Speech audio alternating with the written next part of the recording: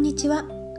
暑くなってくると増える虫、特に家の中に侵入してくる黒光りした虫はもう恐怖です。名前を言うのも嫌だし、名前を聞くのも嫌な方多いと思うので、英語でコックローチと言わせていただきます。日本名はすごくグロテスクな名前ですよね。なんでこんなに余計怖くなるような名前になっているのかと思い調べてみると、語源はゴキかぶりだそうで、ゴキというのは食器という意味だそうです。食物だけでなく食器までかじってしまうということから来ているそうです。意外でした。私はコックローチ対策として毎年春の初めに薬局の極豊の放酸の粉末を買ってきて、それで放酸団子を作ってあちこちに置いておくのですが、それにプラスして作っているのがこのスプレーです。コックローチが嫌うとされているクローブとハッカやペパーミントの精油を入れて作ります。では作っていきます。材料はウォッカまたは35度以上の焼酎、ホワイトリカーですねを 200ml、 ハッカ油またはペパーミント精油、クローブ精油、これを合わせて50滴くらい、半々でもいいですし、20滴30滴もいいですし、その辺は適当で結構です。あとスプレー容器をご用意ください。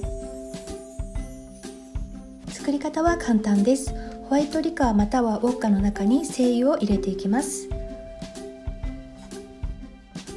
ビーカーが2つになっているのはちょっと1つに入りきらなかったから2つに分けてるだけで意味はありません。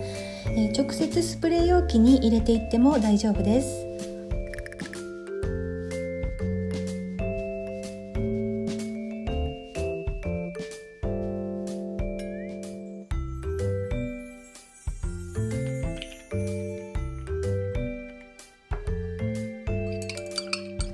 そして混ぜて容器に入れていきます。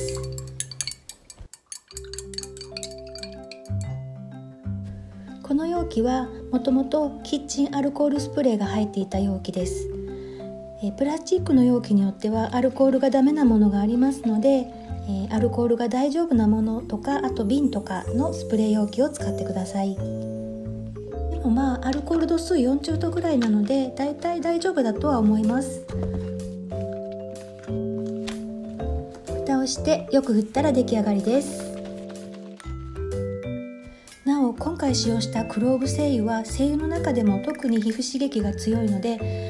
皮膚に直接吹きかけたりしないように気をつけてください。もしついた場合は石鹸でしっかりと洗い流してくださいね。コックローチ苦手な方は私と同じく見つけてしまうと身の毛もよだつ、寿命の縮まる思いをしますよね。できるだけ出会わないように台所や風呂場など出そうなところに寝る前にスプレーしておいてくださいね。ご視聴ありがとうございました。